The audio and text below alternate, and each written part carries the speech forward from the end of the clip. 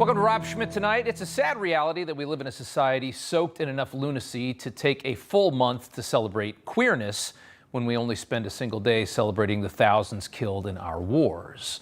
But that is the way it is here in America, and it's only getting worse. Today is Juneteenth, honoring the day the last slaves in the United States were notified of their freedom.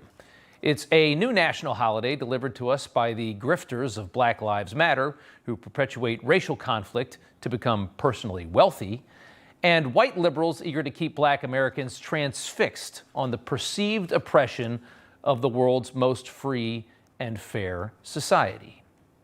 This alleged oppression has become a valuable tool for the political left to keep its awakening African American base spellbound. And that's what they need more than ever. Last week, Joe Biden held a Juneteenth celebration at the White House. You can see in this video, fully aware he's being filmed, Biden giving an Oscar-winning performance while watching a black concert. He hasn't smiled like that in 40 years. He's come a long way from his fierce opposition to busing from 30, 40 years ago. Take a listen to Biden that night, working harder than a paramedic to resuscitate racial division in this country and try to leverage it for just one more election. They're old ghosts in new garments trying to take us back. Well, there are. Taking away your freedoms, making it harder for black people to vote. Banning books about black experience in America. Trying to erase and rewrite history. Life reminds us of our chains that we have to keep redeeming the soul of America.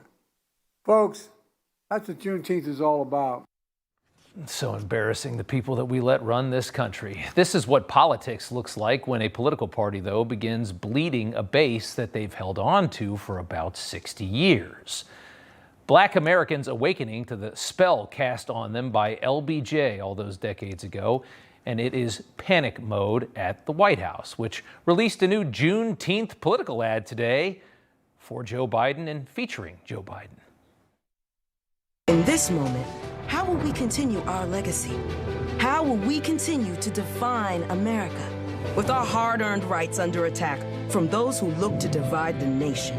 And with Joe Biden and Kamala Harris, we're ready to face the future. Together, we can't stop now. It's so bad. It's going to take more than that to stop the bleeding, though, after decimating the quality of life for Black Americans with a migrant crisis dumped right into their cities and absolute total unaffordability of life. We know that. In truth, no actual work to help Black Americans live better in this country is really being done, though. That's the crazy irony of this. Axios reporting Biden's political aides are claiming the White House is ignoring America's most pressing issues and are focused solely on selling Trump as a felon who threatens democracy.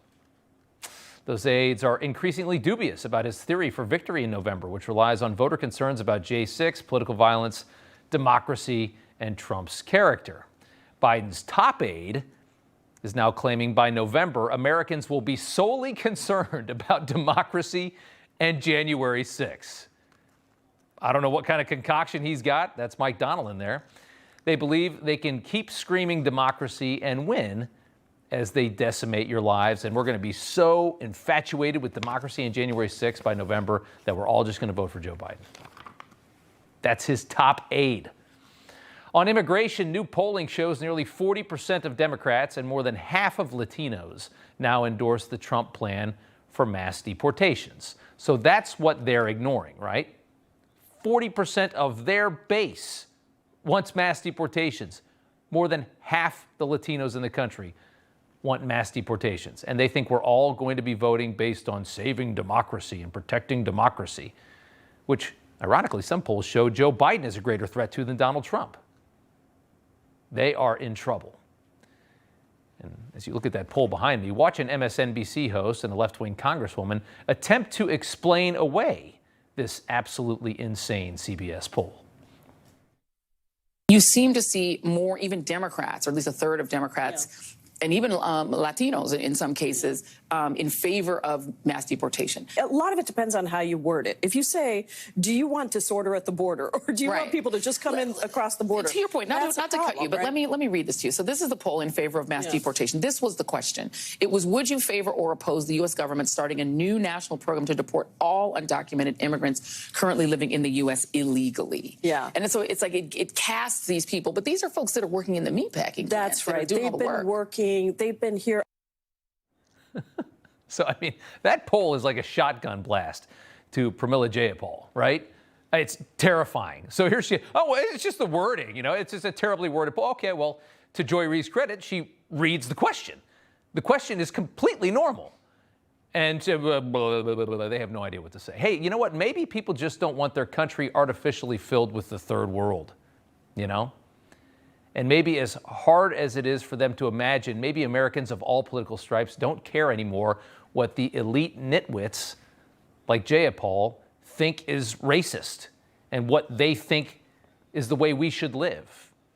Maybe we're not ready to eviscerate our quality of life so a gaggle of useless, DC-centric lunatics can use this country as a science experiment for the borderless world full of rainbows that they have fantasized about since freshman year at Berkeley. Maybe that's the problem. Maybe it's not the wording of the question. Maybe you're just terrible at what you do.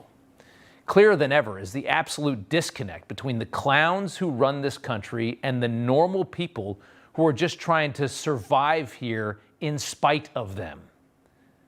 A perfect example of that, video just released from the White House on your screen. All the problems this country has. We have a world on fire.